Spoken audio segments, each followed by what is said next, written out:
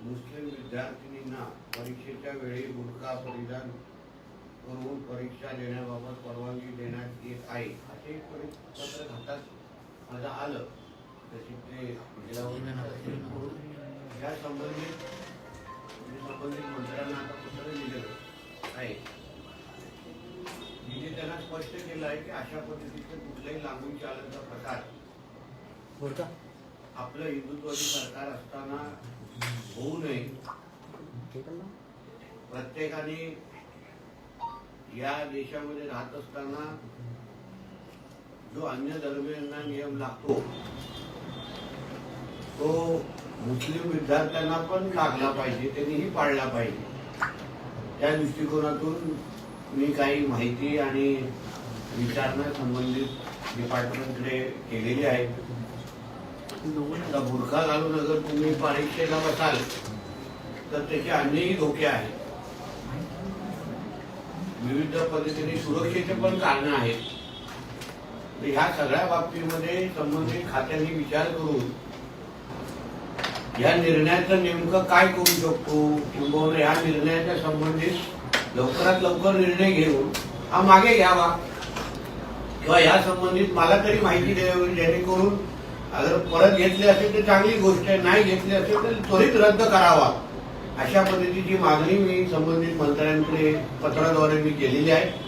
शेवटी राज्यात हिंदुत्वादी विचाराचं सरकार असल्यामुळे असं कुठलेही लागून चालन आम्ही सहन करणार नाही, ही भूमिका आमची पहिल्यापासून असल्यामुळे अशा पद्धतीचं पत्र मी दिलेलं आहे. जीआर नेमका कधी काढलेला आहे आणि जर असे जीआर अधिकाऱ्यांनी काढले असतील तर काही कारवाईची मागणी जीआर तसा 2024 आहे, गेल्या वर्षीचा आहे. पण माझं माहिती म्हणून मी अशी मागितली की आतापर्यंत हा जीआर तुम्ही लागू केलेला आहे का, असा अगर कुठला नियम अगर लागू असेल तर तो रद्द करा. कारण अशी लाड करायची आता आपल्याला गरज नाही. म्हणून त्या पद्धतीचं पत्र मी पहिले लिहिलेलं आहे. एकदा पत्रासंबंधित मला माहिती आली तर त्या दृष्टिकोनातून आम्ही पावलं उचलणार. सर 10वी-12वीच्या परीक्षांमध्ये बऱ्याचदा कॉपीचे प्रकार आढळतात, यामुळे कमी होतील का? नक्की, कारण का आता बुरखा घालून नेमकं दोन विद्यार्थी आले आहे, 3 विद्यार्थिनी आली आहे की नाही, असे अन्य प्रकार आता मतदानाच्या टायमाला पण अशा गोष्टी नजरेसमोर आलेल्या आहेत. ते बुरखा घालून आलेले आहेत पण नेमकं तो त्या व्यक्तीच निघालेला नाहीये. म्हणून अशा पद्धतीचे लाड किंवा लागून चालन कोणाचेच करू नये असं मताचं मी टेक्निकली ज्या काही असतात त्याच्यातून कॉपी होण्याचा प्रकार तुम्ही त्या पत्रात उल्लेख केलेला. हो, कारण की कसं होते नेमकं बुरखा घालून अगर कोण विद्यार्थ्यांनी अगर बसत असेल तर नेमकं किती प्रामाणिकतेने तुम्ही परीक्षा देता याच्यावर प्रश्नचिन्ह निर्माण होतो ना.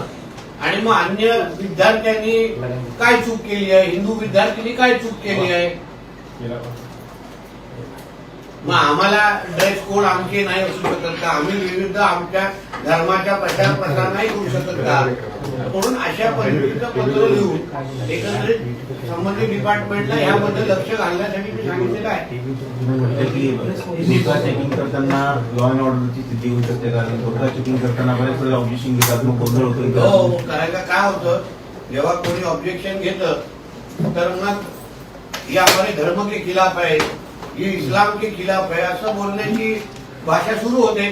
पण मुळामध्ये अन्य विद्यार्थी अगर आपला धर्म शाळेमध्ये आणत नसतील, कॉलेजमध्ये आणत नसतील तर मग मुस्लिम समाजाने पण तो आपल्या स्कूल कॉलेजमध्ये आणू नये हा सरळ स्पष्ट मुद्दा आहे.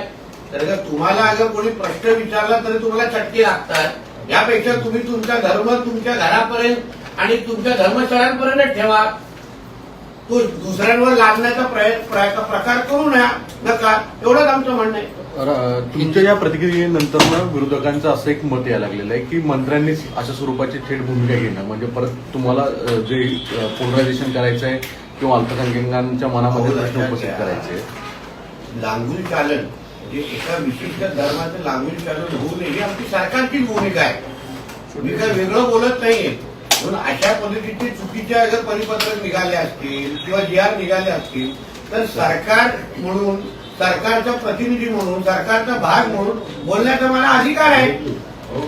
आणि म्हणून मी ते संबंधित मंत्र्यांच्या निदर्शनास आणून दिलेलं आहे की बाबा अशा प्रकारचे अगर जीआर आणि परिपत्रक निघाले असतील तर तुम्ही त्वरित रद्द करा. कारण का एका धर्माचे लाड करण्याचं कुठेच कुठलीच भूमिका घेता कामा नये अशा मताचे आम्ही सगळेजणच आहोत. बरोबर. आत्ता काही दिवसांपूर्वी भाजपचे आणि संघाच्या संघटनेच्या संदर्भात बैठक झाली. त्या बैठकीमध्ये असं एक म्हटलं गेलं की बांगलादेशी हा एक फार मोठा अजेंडा आणि हिंदुत्व विचारांचे हे करण्याची भूमिका ही भाजपाच्या पुढच्या काळामधील सरकारची असणार आहे असं स्वरूपात आदेश दिलेले त्याच्या सूचना केलेल्या आहेत आणि त्याच्या स्वरूपाची भूमिका मांडावी असंही सांगण्यात आलेलं आहे. एक लक्षात घ्या, मुळामध्ये हिंदुत्व हा अजेंडा हा राजकीय कधीच असू शकत नाही. हिंदुत्व आपल्या हिंदू राष्ट्रामध्ये जगत असताना हिंदुत्वाबद्दल बोलणं हे मुळामध्ये राजकारण आणि मतं मिळवण्याचा विषय राहत नाही. म्हणून हिंदुत्वाचा प्रचार प्रसार करणं हे भारतीय जनता पक्षाचा आणि हिंदुत्वादी विचाराच्या प्रत्येक कार्यकर्त्याचा आणि पक्षाचे कर्तव्यच आहे. म्हणून त्याच्यासाठी वेगळं राजकारण आणि निवडणुका याला आम्ही कधीच प्राधान्य देत नाही.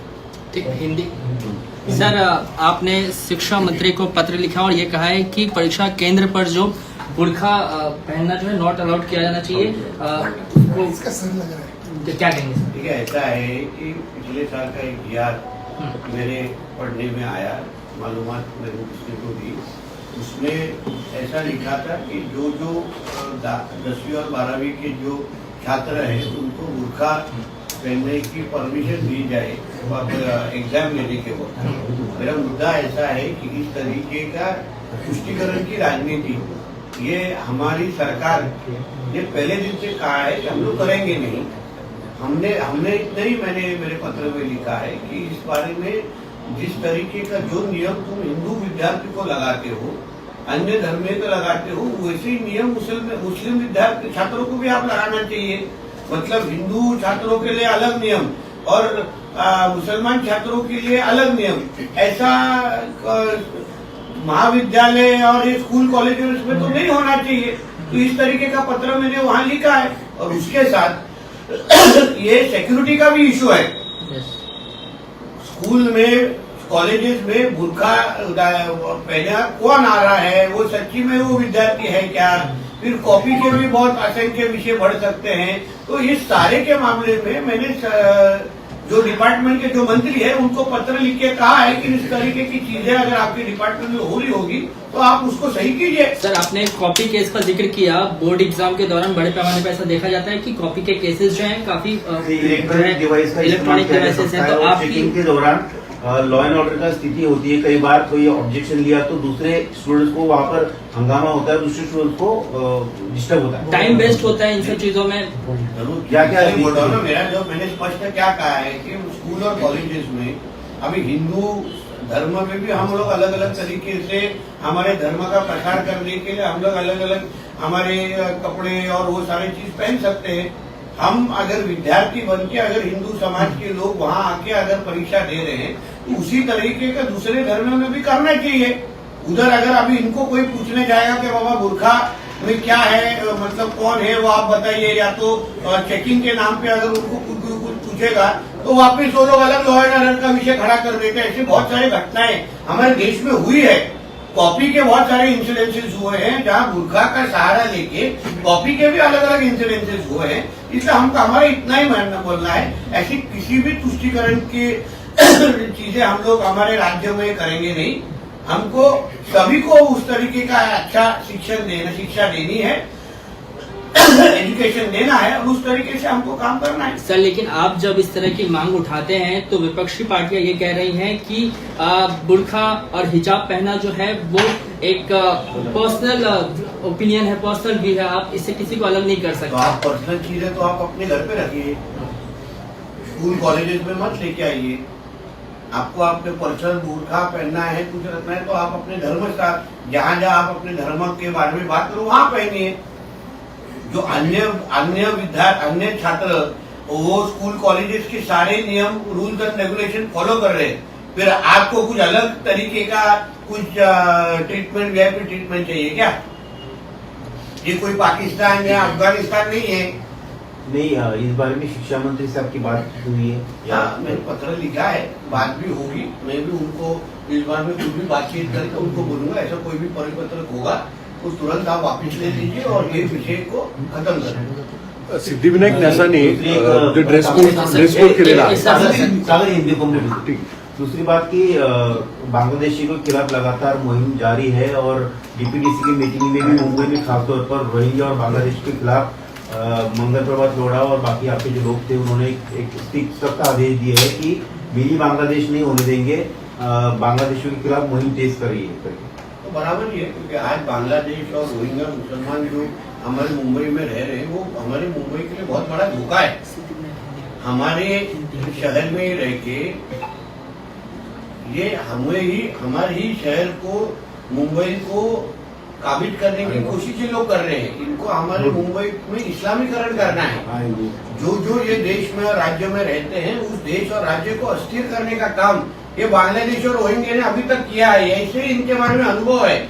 इसलिए डीपीडीसी में हो, हमारे लोढ़ा जी हो, किरीट जी हो, जो कोई भी इस बारे में भूमिका ले रहे वो मुंबई के और महाराष्ट्र के हित में ले रहे कि हमको ये गंदगी नहीं चाहिए और इसको हमको हमारे डंपिंग ग्राउंड में नहीं चाहिए। पाकिस्तान और बांग्लादेश नाम का जो डंपिंग ग्राउंड है ना, वहाँ डाल दीजिए, वो सारी गंदगी उधर डाल दीजिए। हमारे देश में हमको एक भी बांग्लादेश और रोहिंग्या एक भी नहीं मानना चाहिए। इधर हर एक को चुनेंगे और इधर से गंदगी को लात मार के बाहर भगा देंगे। सर, सिद्धिविनायक प्रशासन की तरफ से ड्रेस कोड लागू किया गया और ये कहा गया है कि जो भी श्रद्धालु आए वो भारतीय परिधान में आए, लेकिन सुप्रिया सुले ये कहती हैं सिद्धिविनायक मंदिर का ये फैसला मुझे आश्चर्यजनक लगा। ऐसा है ना, ताई को हमेशा हिंदू और हिंदू धर्म के बारे में हमेशा हर चीज चुपती है। कभी भी इस्लाम, ट्रिपल तलाक के बारे में उनको बोलने को बोले तो वो उसकी प्रशंसा ही करेंगी।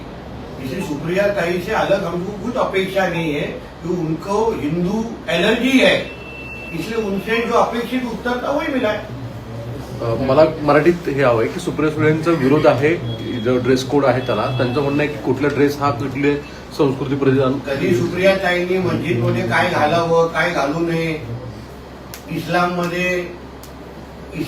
कसं चुकीच्या पद्धतीने कट्टरपंथी करताय, कसं महिलांवर अत्याचार करतायत, कसं लव जिहाद मध्ये आमच्या हिंदू माता भगिनीचं आयुष्य खराब करतात, असं कधी सुप्रिया ताईंना कधी बोलताना तुम्ही ऐकलंय का? हिंदू द्वेष हा सुप्रिया ताई आणि महाविकास आघाडीवाल्यांचा आवडता विषय आहे. जिथे हिंदूंचा द्वेष होत असेल, हिंदू धर्माची बद्दल काही बदनामी करण्याचा विषय असेल तर ह्यांच्यामध्ये स्पर्धा सुरू होते की तू जास्त बदनामी करते की मी करते.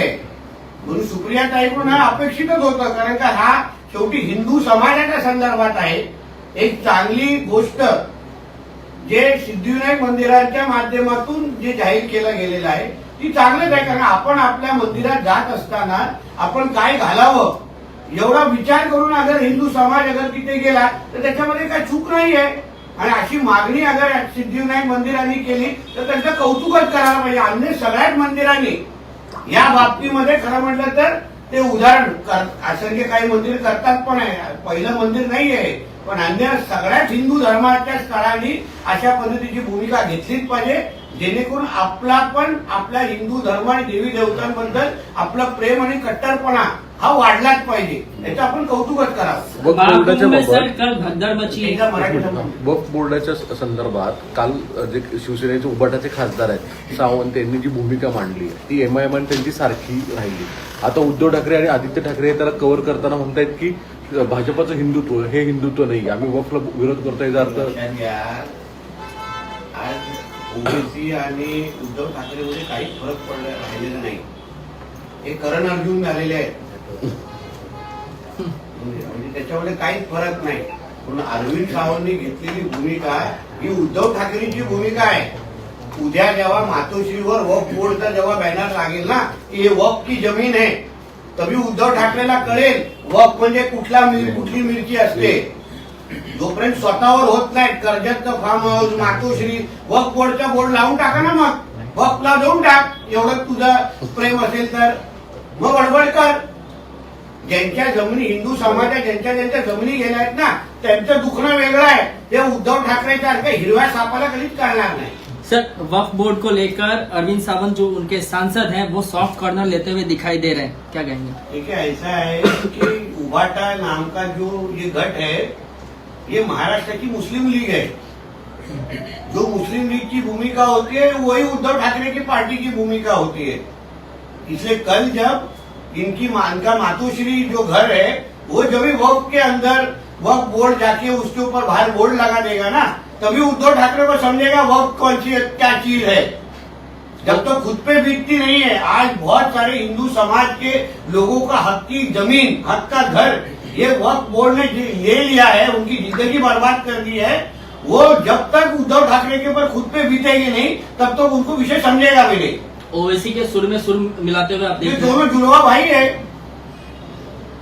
यार ओवैसी को दूर से देखेंगे तो उद्धव ठाकरे दिखता है, 5 जगह दिखता है तो ओवैसी है।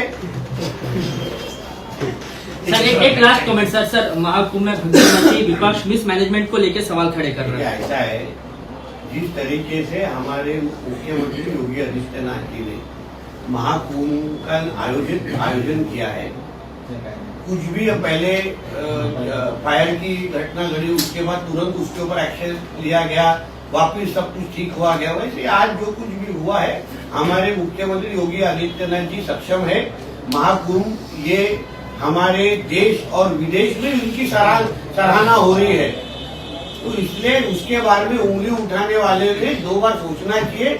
इस तरीके का आयोजन जो कभी भी कोई भी कांग्रेस या इंडिया अलायंस की सरकार नहीं सकती थी, वो इतिहास हमारे योगी आदित्यनाथ जी ने करके दिखाया है। Thank you sir.